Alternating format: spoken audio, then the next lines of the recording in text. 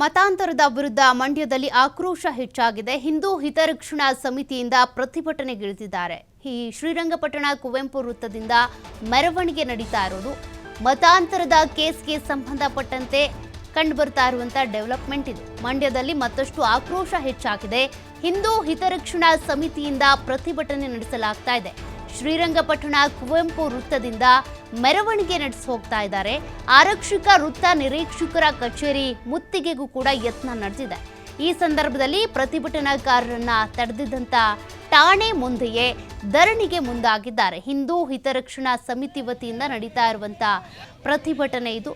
ಈಗಾಗಲೇ ಅವರನ್ನ ತಡೆಯೋದಕ್ಕೆ ಅಂತ ಟ್ರೈ ಮಾಡಿದಂಥ ಪೊಲೀಸರನ್ನ ಅಂದರೆ ಅವರ ಪೊಲೀಸ್ ಸ್ಟೇಷನ್ ಎದುರುಗಡೆನೆ ಈಗ ಪ್ರತಿಭಟನೆ ಮಾಡ್ತಾ ಇರೋದು. ಧರಣಿ ಕೂತ್ಬಿಟ್ಟಿದ್ದಾರೆ.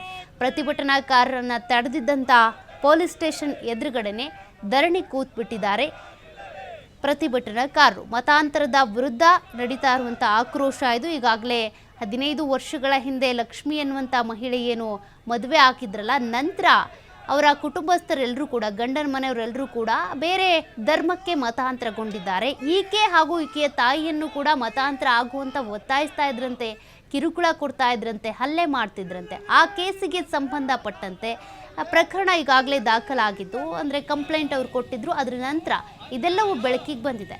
ಇದಕ್ಕೆ ಈಗ ಈ ರೀತಿ ಮತಾಂತರ ನಡಿಬಾರ್ದು, ಮತಾಂತರಗಳು ನಿಲ್ಲಿಸಬೇಕು ಅನ್ನುವಂಥ ಕಾರಣಕ್ಕೆ ಹಿಂದೂ ಹಿತರಕ್ಷಣಾ ಸಮಿತಿಯಿಂದ ನಡೀತಾ ಇರುವಂಥ ಧರಣಿ ಇದು. ಪೊಲೀಸ್ ಸ್ಟೇಷನ್ ಎದುರುಗಡೆನೆ ಕೂತ್ಬಿಟ್ಟಿದ್ದಾರೆ ಧರಣಿಗೆ. ಕಾರಣ, ಪ್ರತಿಭಟನಾಕಾರರನ್ನ ವಶಕ್ಕೆ ತೆಗೆದುಕೊಳ್ಳೋದಕ್ಕೆ ಅಂತ ಟ್ರೈ ಮಾಡಿದ್ದಾರೆ. ಅವರು ಕಚೇರಿಗೆ ಮುತ್ತಿಗೆ ಹಾಕೋದಕ್ಕೆ ಟ್ರೈ ಮಾಡಿದಾಗ ಅವರನ್ನು ತಡೆಯೋದಕ್ಕೆ ಟ್ರೈ ಮಾಡಿದಂಥ ಪೊಲೀಸರು. ಹಾಗಾಗಿ ಪೊಲೀಸ್ ಸ್ಟೇಷನ್ ಎದುರುಗಡೆನೆ ಧರಣಿ ಕೂತ್ಬಿಟ್ಟಿದ್ದಾರೆ ಪ್ರತಿಭಟನಾಕಾರರು.